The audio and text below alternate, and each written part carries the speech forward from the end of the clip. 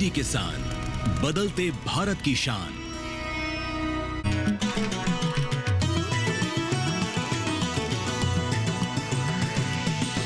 DD किसान, बदलते भारत की शान।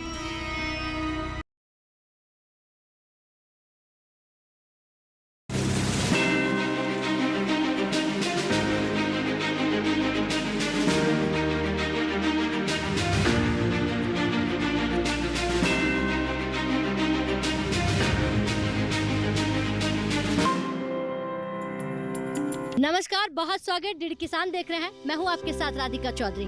डीडी किसान की टीम लगातार हिंदुस्तान के अलग अलग गांव में पहुंच रही है। हम बात कर रहे हैं आज प्राकृतिक खेती की।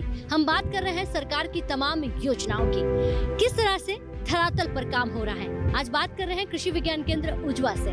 दिल्ली के किसानों से बात करेंगे कि किस तरह से वो प्राकृतिक खेती को अपना रहे हैं, क्योंकि आज के समय की मांग भी है और हमारे माननीय प्रधानमंत्री जी का सपना भी है। क्या इस सपने को हमारे अन्नदाता जो दिल्ली में रहते हैं वो समझ पा रहे हैं? क्या उसे सच कर पा रहे हैं? इस पर चर्चा करने के लिए आज उजवा वासियों से बात करेंगे। तो चलिए, चंद कदमों की दूरी है, आज बात करते हैं प्राकृतिक खेती पर। आप भी आज प्राकृतिक खेती का हिस्सा बने। प्राकृतिक खेती एक प्राचीन कृषि पद्धति जिसे अपनाकर हमारे पूर्वज लंबे समय से इस खेती को करते आए हैं। सरकार राष्ट्रीय प्राकृतिक खेती मिशन के तहत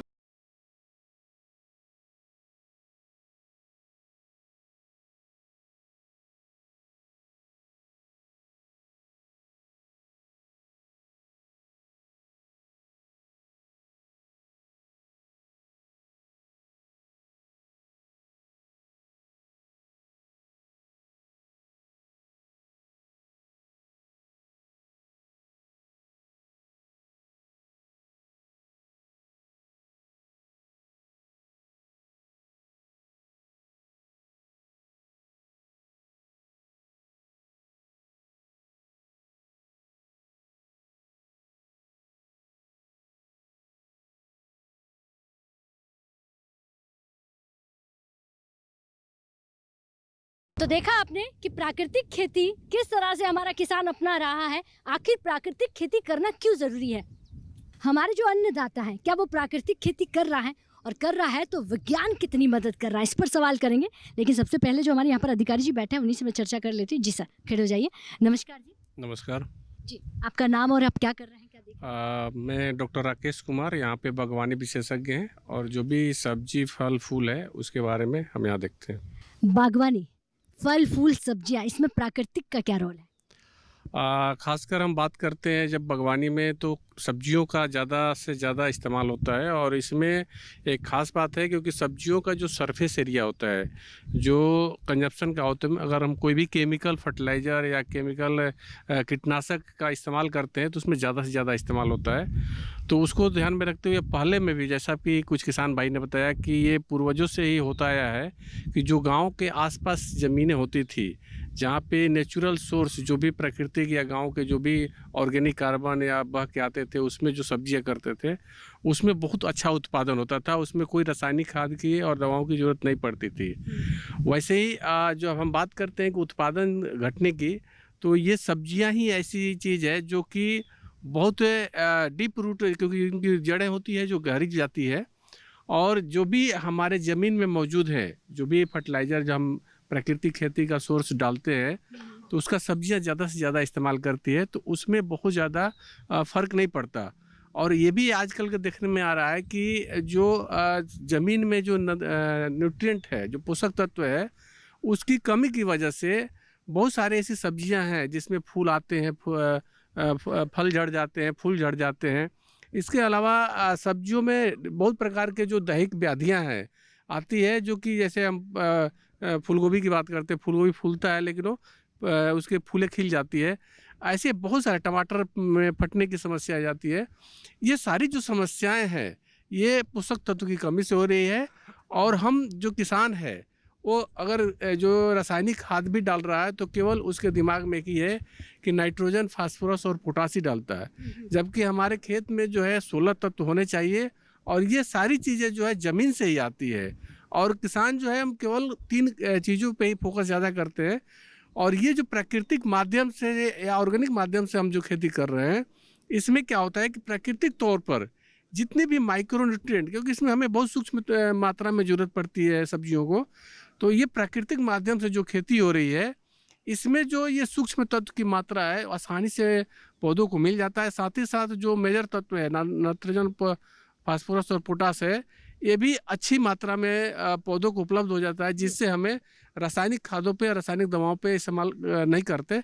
साथ ही साथ जो हम कीटनाशक की बात करते हैं तो कीटों में भी जो है इसमें बहुत सारे जैसे निमास्त्र हैं, ब्रह्मास्त्र हैं, ऐसी बहुत सारी चीज़ें हैं जिसको हम अपना के किसान आसानी से कीट और बीमारियों से भी दूर हो जाता है। डॉक्टर साहब, एक सवाल है, मार्केट, आपने कहा कि बागवानी की तरफ आप किसानों को लेकर जा रहे हैं, वो भी पूरा प्राकृतिक तरीके से, और इसमें प्राकृतिक के साथ साथ आप यूरिया की जब बात करते हैं 1 चम्मच जितनी दवाई होती है उतनी ज़रूरत पड़ती है, लेकिन वो किसानों को आप सिखा रहे हैं। मार्केट कैसे दिलाएंगे अब किसानों को? मार्केट को लेकर आपका केवीके किस तरह से ट्रेनिंग देता है? क्या इसको लेकर भी अवेयरनेस प्रोग्राम हो रहे हैं? अभी जो यहाँ पे दिल्ली का खासकर हम बात करते हैं तो दिल्ली में जो किसानों का है, हम एक तो सरकार की जो योजना है कि इसका एक आगे चल के हम एक ऐसा प्लेटफार्म भी स्थापित करेंगे जिसमें प्राकृतिक सब्जियों का या फलों का जो है एक जगह पे बेचने का रखेंगे।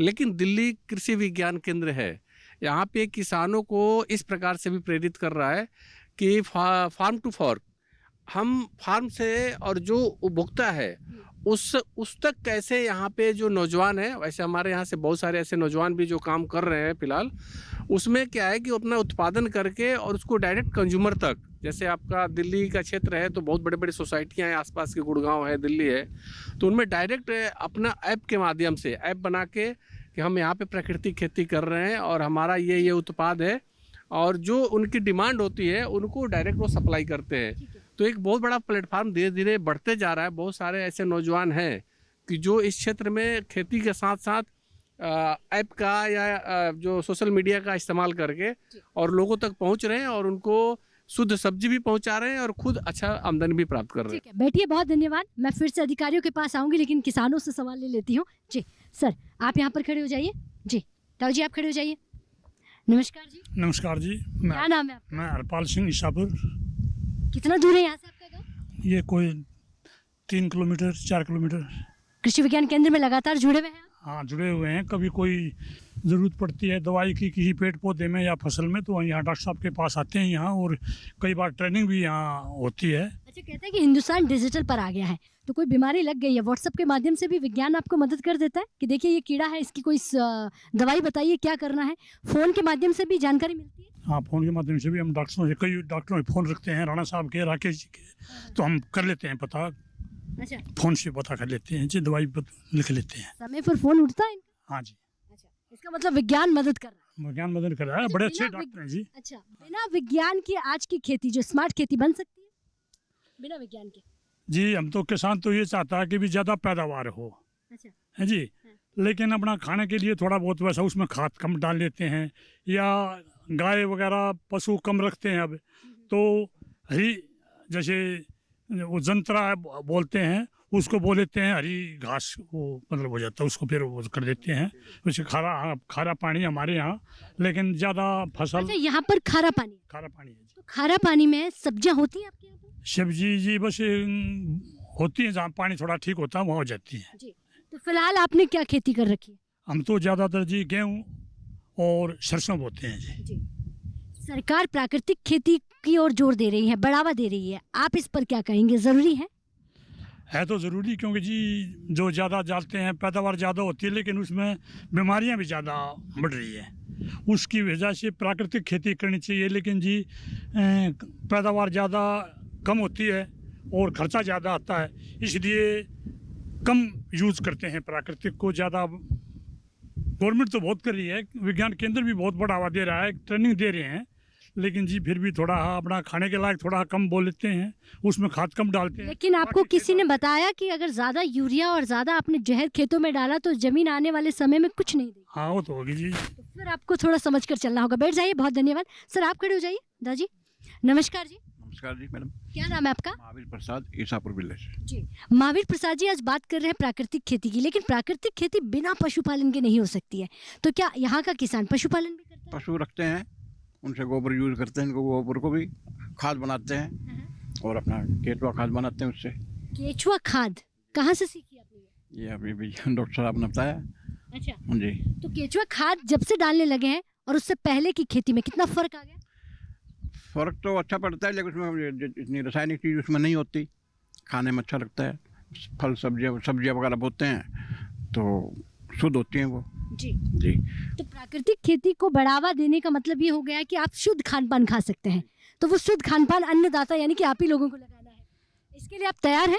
बिल्कुल तैयार है। जी। हाँ जी। पशुपालन की अगर बात करूं तो यहाँ पर जो इनकम का सोर्स है खेती के साथ साथ और क्या है? दूध का व्यापार भी होता है? दूध का व्यापार भी होता है, लेकिन अब पशु वैसे कम होने लगे हैं, बस कम रखते हैं लोग। जी। हाँ जी। ज्यादातर खेती में बीमारी कौन सी लगती है? कोई ज़्यादातर ऐसी बीमारी जो आपको लगता है वो परेशान? दीमक की होती है। दीमक। जी। अच्छा, हाँ जी। तो उसके लिए क्या आप प्राकृतिक तरीके से इलाज करते हैं या फिर? दवाई डालनी पड़ती है, डॉक्टर से मीटिंग पे जब बताते हैं डॉक्टर साहब तो उनके अनुसार चलना पड़ता है फिर हमने। ठीक है, बैठ जाइए। बहुत धन्यवाद जी। जी, इधर आप खड़े हो जाइए। ताऊ जी आप खड़े हो जाइए। अच्छा, आप खड़े हो जाइए। नमस्कार जी। नमस्कार जी, नमस्कार। क्या नाम है आपका? मेरा दिलबाग सिंह गांव ढासा से।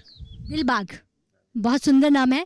खेती करते हैं आप? हाँ, खेती करते हैं जी। जी। प्राकृतिक खेती या फिर जहर वाली? अभी तो जहर वाली चल रही है, तो प्राकृतिक खेती पर कब? छोड़ रहे हैं उसको। अच्छा, क्या हाँ, बोला आपने? आहिस्ता आहिस्ता छोड़ रहे हैं उसको। जी, एक बार तालियां इनके लिए, बहुत अच्छी बात कही। इन्होंने कहा कि जहर वाली खेती कर रहे हैं लेकिन धीरे धीरे उसे कम कर। छोड़ रहे हैं। क्यों छोड़ रहे हैं, ऐसा क्यों? ये स्वास्थ्य के लिए हानिकारक है। पशु से खिलाएं चारा, वो भी आदमी खाएंगे, जो अन्न खाएंगे हम, उससे शरीर में रोग बहुत पैदा होते हैं। जी। हाँ जी, बिल्कुल। तो अब आपको समझ में आ गया है कि बीमारियां बहुत आ गई। बिल्कुल बहुत ज़्यादा हो गई है। छोटे छोटे बच्चे बीमार हो रहे हैं। अच्छा, इंसान बीमार हो रहा है लेकिन जमीन भी खराब हो रही है। जमीन तो खराब हो रही है जी। वातावरण के लिए प्राकृतिक खेती बहुत अच्छी है। जी। आप कृषि विज्ञान केंद्र से मतलब कोई जानकारी ली है आपने? हाँ, जानकारी लेते रहते हैं, जाते रहते हैं यहाँ पे। जी। हाँ, तो यानी कि इस उम्र में ट्रेनिंग भी लेते रहते हाँ हैं? ट्रेनिंग चाहना पड़ी तो और भी लेंगे। अच्छा, हाँ जी, बिल्कुल। ठीक है, बैठ जाइए। तो देखिए, पशुपालन को लेकर भी हमारे बीच अधिकारी जी बैठे हैं, उनसे मैं बात कर लेती हूँ। सर नमस्कार जी। नमस्कार, मैं डॉक्टर जेपी गोदारा, पशुपालन विशेषज्ञ, कृषि विज्ञान केंद्र। कि जैसे अभी प्राकृतिक खेती की बात करें तो पशुधन भी उसमें एक उतना ही स्तंभ है कि स्टार्टिंग करेंगे हम गोबर, जैसे कि गोबर अगर मिलेगा तो पशुधन से। पर पशुधन में अगर बात करते हैं, जैसे किसान भाई कह रहे हैं कि पशुधन को लोग छोड़ते जा रहे हैं, क्योंकि इसके अंदर भी क्या कि जैसे विदेशी नस्लों के ऊपर किसान आ चुका है। कि अगर प्राकृतिक की बात करें तो हम पहले सबसे पहले हमारी जो स्वदेशी नस्लें हैं कि जो कि एक तो बीमारियों के रोध प्रतिरोधक क्षमता उनमें इतनी ज़्यादा होती है कि वो बीमार नहीं पड़ेगी। क्योंकि अगर बात करते हैं कि आमदनी की, तो किसान को अगर आमदनी होगी तभी वो पशुपालन पे जाएगा। तो एक तो अगर हम उनको बीमारियों से बचाते हैं, और फिर अगर हमको प्राकृतिक रूप से हरा चारा है कि जैसे अब आप यूरिया की बात कर रहे हैं, यूरिया और पेस्टिसाइड का जो स्प्रे हो रहा है कि वो ज़मीन से लेके हरे चारे के अंदर आ रहा है और वहीं से पशु उसको खा रहा है और उसकी रोग प्रतिरोधक क्षमता कम हो रही है।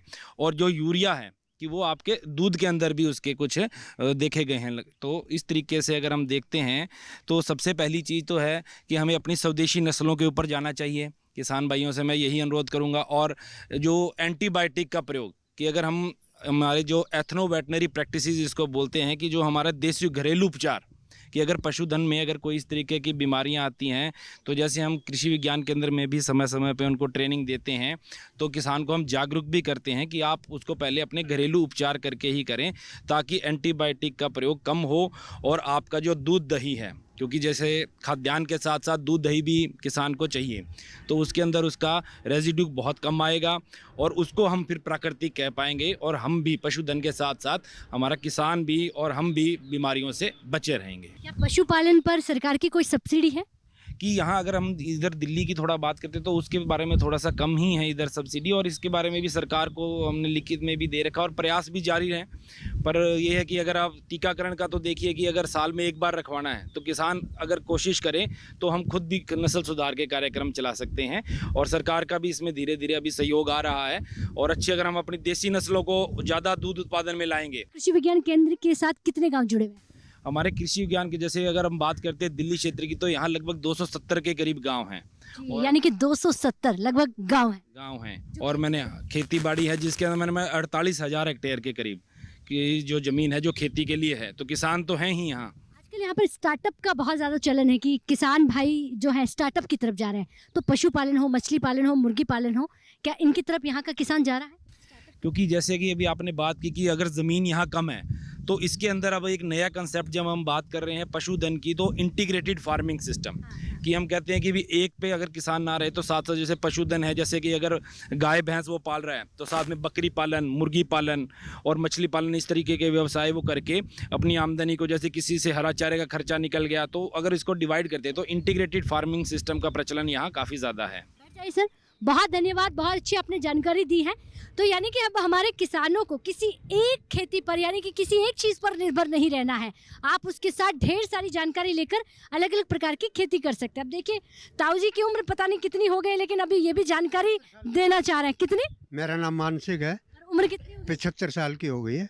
75 साल ऐसे बता रहे जैसे मानो अभी 45 साल के ही हो। बहुत अच्छी बात है। तो खान पान मुझे लगता है प्राकृतिक बहुत बढ़िया है, सब देसी है। सब देसी है। हाँ। खेतों में प्राकृतिक तरीके से होता है? हाँ जी। सब अपना मतलब कहने का, मैंने यहाँ कैंचुए की वो ट्रेनिंग भी ली है। आपने वो ट्रेनिंग कब ली? ट्रेनिंग ली है वो अभी साल भर पहले।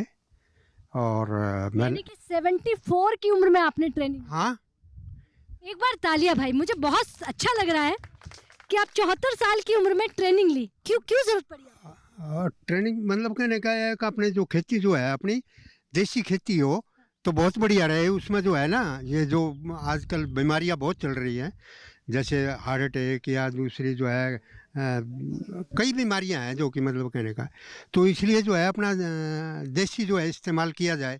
जैसे एक दफ़ा हमने वो देखा कि वो सरसों के अंदर कीड़ा लग गया और वो उसकी जड़ में लगा हुआ था, और मैं वहाँ से पौधा पाड़ के लाया, यहाँ डॉक्टर साहब को दिखाया, उन्होंने जड़ में जो है ना वो देखा, बोला इसके लिए सूख गया, इसकी जड़ में कीड़ा लगा हुआ है। और दूसरा जो है ट्रेनिंग के बारे में ऐसा है, कैंचुए की खाद की ट्रेनिंग मैंने यहाँ पे ली, और यहाँ पे जो है 15 फुट का ड्रम लंबा चौड़ा जो है रखा हुआ है, उसमें गोबर भर के और जी मतलब कहने का पानी वगैरह डाल के और थोड़ा सा नीम की पत्ती वगैरह डाल के और जी फिर वो पानी वानी डाल के कैंचुआ छोड़ के फिर वो काफ़ी दिन मतलब थोड़ा छोड़ देते हैं उसको। फिर जो है वो वहाँ जो है उसको एक वो मतलब छालना होता है, झारना। आपने केचुआ खाद बनाई? हाँ झारना। और साल भर में केचुआ खाद का ही छिड़काव कर रहे हैं खेतों में? हाँ करते हैं, बनाते हैं। कुछ फर्क हुआ खेतों में? अरे बहुत बढ़िया है, उसके सिवा तो और क्या हो सकता है बताइए। अच्छा ये बताइए, माननीय प्रधानमंत्री जी ये कह रहे हैं कि प्राकृतिक खेती करनी चाहिए, सरकार कह रही है अब हम किसानों को आत्मनिर्भर होना चाहिए, मदद कर रही है सरकार? सरकार मदद कर रही है। कृषि विज्ञान केंद्र से यहाँ जो है लोग बाग आते हैं और अपने जो जमीन मिट्टी है उसको भी यहाँ चेक कराते हैं। हमने कौन सी आपने मिट्टी की जांच कराई है? नहीं मैंने तो नहीं कराई, लेकिन कुछ लोगों ने कराई है। यहाँ तो यहाँ से सब चीज़ों का पता लग जाता है, क्या उगाना चाहिए क्या नहीं उगाना चाहिए, कौन सा खाद डालना चाहिए, कौन सा क्या करना चाहिए। ठीक है, बैठिए, बहुत धन्यवाद जी। तो अब हमारे दादा जो है जानकार हो गए हैं जी। आप खड़े हो जाइए ताऊ जी, नमस्कार। करमबीर सिंह फौजी, जवान किसान। नमस्कार कीजिएगा, जय हिंद बोल दीजिए। जय हिंद जी। कौन से गांव से हैं आप? समसपुर खालसा। खालसा। प्राकृतिक खेती की हम बात कर रहे हैं, तो देखिए खेती करते हैं। आप प्राकृतिक खेती कर रहे हैं, क्या लगा रहे हैं प्राकृतिक तरीके से? खीरा लगा रखा है, गवार लगा रखा है, ये घिया है, लौकी है, पूरा जो मतलब सब्जी है घर के लिए सब चीज़ उगा रखी है। आपने कहा कि सैनिक और किस रिटायर, और अब आप खेतों में हो, 2 बार। आपने प्राकृतिक खेती को क्यों अपनाया?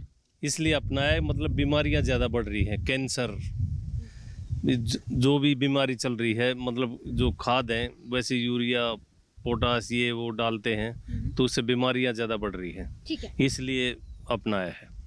बैठिए। तो हमारे दिल्ली के जो किसान हैं वो प्राकृतिक खेती की तरफ जा रहे हैं, प्राकृतिक खेती को अपना रहे हैं जी। और भी हमारे यहाँ पर किसान भाई हैं, एक युवा किसान से बात कर लेती हूँ जी। नमस्कार। नमस्ते मैम जी। क्या नाम है आपका? सुमित डागर मैम। सुमित डागर, क्या कहना चाहेंगे सुमित डागर? क्योंकि जहाँ चौपाले होती थी वहाँ बुजुर्ग बैठा करते थे, चर्चाएं होती थी, आजकल मैं देख रही हूँ कि महिलाएं, युवा, बच्चे चौपाल में शामिल हो रहे हैं, तो खेती बिजनेस बन सकता है?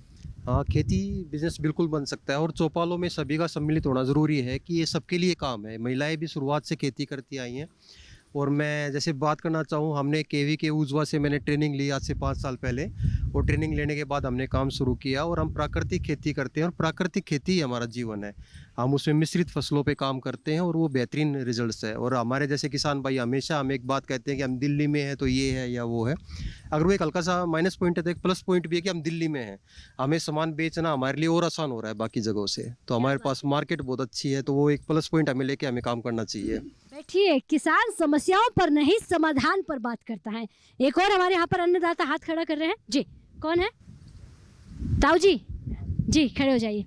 नमस्कार जी। नमस्कार जी, लक्ष्मण सिंह, गाँव मलिकपुर जी। मेरी उम्र 76 साल है जी, और मैं हर मीटिंग अटेंड करता हूँ, हर बार यहाँ आता हूँ। हर 2 महीने में 3 महीने मीटिंगें होती रहती हैं और मैं यहाँ आता हूँ जी। तो आप कहना चाहते हैं कि विज्ञान जो है वो लगातार किसानों की मदद करता है। यहाँ अचार बनाना भी सिखलाया जाता है। जैसे आपने क्या क्या सीखा? मैंने यहाँ पर जो ना जैविक खेती के बारे में सीखा है। गर्मियों में कौन सी फसल लगाई जाएगी, सर्दियों में कौन सी आएगी, बरसात में कौन सी लगानी चाहिए, इसके बारे में मैंने सीखा है।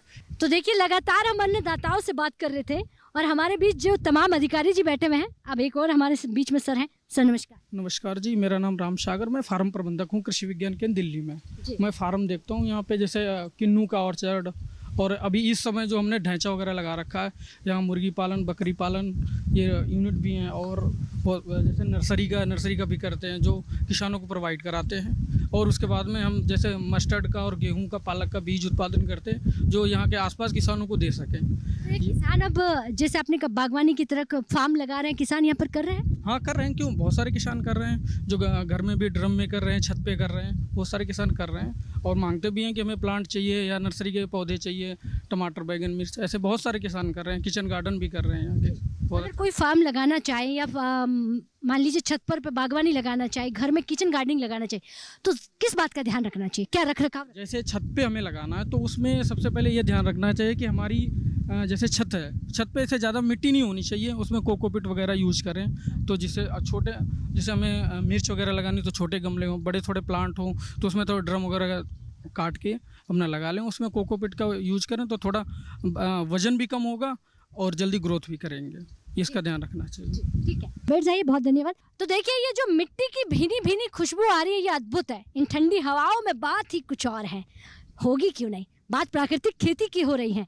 अगर आप प्राकृतिक खेती की तरफ जाते हैं, विज्ञान का हाथ थाम लेते हैं, तो मान लीजिए कि स्मार्ट खेती आपसे दूर नहीं है। जिस हाईटेक खेती की आज की सरकार बात कर रही है, आप भी उस खेती की तरफ जा सकते हैं, लेकिन शर्त इतना ही है, खेती को समझकर, सीखकर, विज्ञान का सहारा लेकर करनी होगी।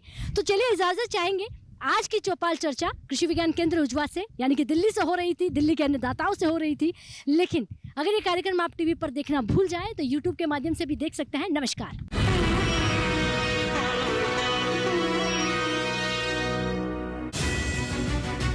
जय जवान, जय किसान, जय विज्ञान, जय अनुसंधान। प्रोफेसर स्वामीनाथन साहब की लेगेसी है, वो अभी भी रिलेवेंट है और आगे भी रिलेवेंट रहेगी। क्या आपको ये लगता है कि वही केमिकल एग्रीकल्चर ग्रोथ के अंदर में एक बैरियर का काम कर रहे हैं? कोई भी देश दुनिया में बिना केमिकल्स के खेती नहीं कर रहा है, और उसमें जो ग्रामीण महिलाएं हैं उनको है ना बीज बनाना सिखाया जाए, जो कि एक बड़ा सिंपल सी चीज है। आत्मनिर्भर होने के साथ साथ में एक्सपोर्ट भी कर सकते हैं। आज भी उस सोच के आधार पर टेक्नोलॉजी बदल गई है, साइंस बदल गई है। देखिए अपना कमोडिटी एक्सपर्ट हमारे खास मेहमानों के साथ डॉक्टर MS स्वामीनाथन विशेष इस शुक्रवार रात 9 बजे सिर्फ दूरदर्शन किसान पर।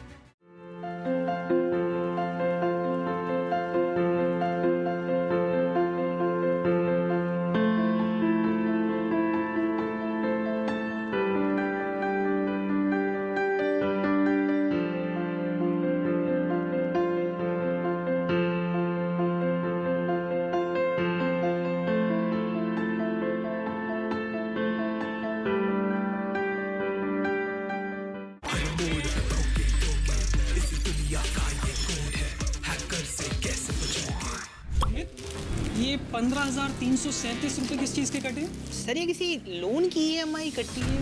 बैंक लोन की EMI के लिए पहले अमाउंट तो आना चाहिए यार, ऐसे कैसे EMI काट लेंगे? ना कोई पेपर वर्क हुआ, कोई डॉक्यूमेंट भी नहीं और साइन भी नहीं किया, तो ये लोन आपके नाम पे कैसे हो सकता है? सर साइन किए थे और डॉक्यूमेंट्स भी सबमिट हुए थे। व्हाट? ऑनलाइन। सर उसी के लिए मैंने आपको फोन किया है। सर आपके 9 लाख के लोन के लिए आपको 20,000 रुपए लोन अप्रूवल फी पे करनी होगी। आप एक काम कीजिए, आप बस 10,000 रुपए और ट्रांसफर कर दीजिए। और फिर वो एक एक करके ज्योति की सब बात मानता चला गया, यहाँ तक कि उसने किसी और बैंक से बात करने के बारे में भी नहीं सोचा। साइबर क्राइम की दुनिया बच के रहना, सोमवार से गुरुवार रात 10:30 बजे डीडी नेशनल पर।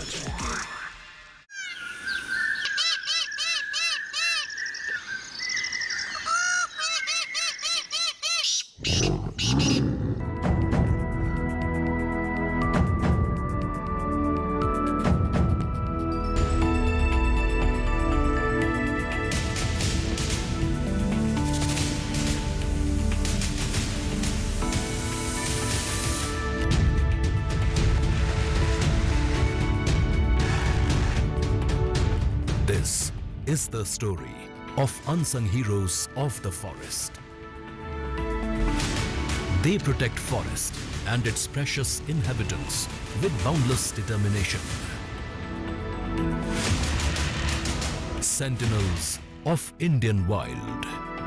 Watch on DD National on 31st July 2025 at 9 a.m. कुछ पंछी डोर से बंधे हुए होते हैं मम्मा, मगर फिर भी वो उड़ ही लेते हैं। उड़ने के लिए जरूरी नहीं कि आपको खुला आसमान ही चाहिए। कभी कभी खुली हुई खिड़की ही काफी होती है उड़ने के लिए। आप देखना, मुझे उड़ने से कोई रोक नहीं पाएगा।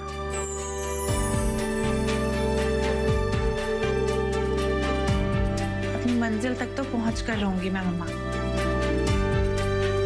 और वो मंजिल है जहां चांद रहता है। 4 अगस्त से जहां चांद रहता है सीजन 2 सोमवार से गुरुवार रात 8 बजे, पुनः प्रसारण सुबह 10 बजे डीडी नेशनल पर। एक ऐसा शहर जो अपने साहित्य, खान-पान और लोक कला के लिए पूरी दुनिया में प्रसिद्ध है। जी हाँ, हम मौजूद हैं पश्चिम बंगाल की राजधानी कोलकाता में। शाको जी, सबसे पहले आज हम क्या बना रहे हैं? सबसे पहले हम बनाएंगे शुक्तो, थोड़ा सा मस्टर्ड ऑयल। ये सारा कुछ मैं यहाँ पे डाल लेता हूँ।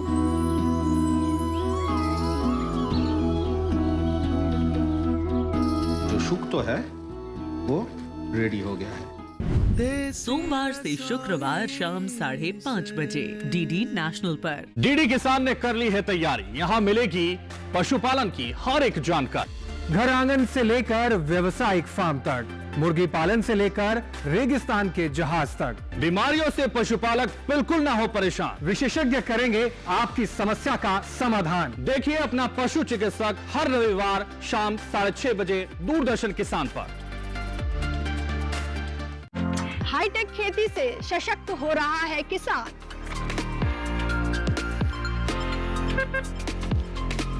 टेक्नोलॉजी का हो कृषि में विस्तार, इसके लिए आईआईटी कानपुर दे रहा है एग्री स्टार्टअप्स का पूरा साथ।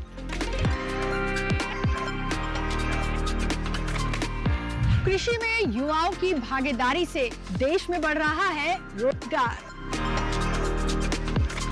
कृषि स्टार्टअप की नई सीरीज एग्रीटेक स्टार्टअप्स हर शनिवार रात 9:30 बजे और पुनः प्रसारण सोमवार शाम 4 बजे, सिर्फ डीडी किसान पर। मशीनों के दौर में जी रहे हैं हम। काम को बेहतर और आसान बना रही हैं मशीनें। खेती को दे रही है नई ऊंचाइयां, किसान के लिए है वरदान।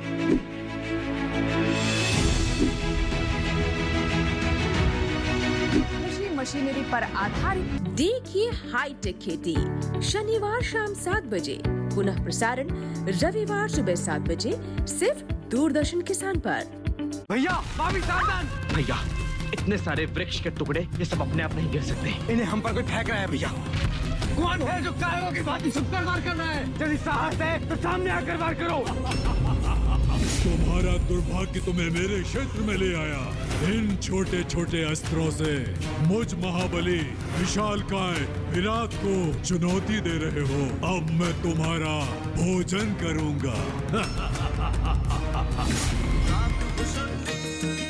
सोमवार से गुरुवार शाम 7:30 बजे, रात 10 बजे डीडी नेशनल पर।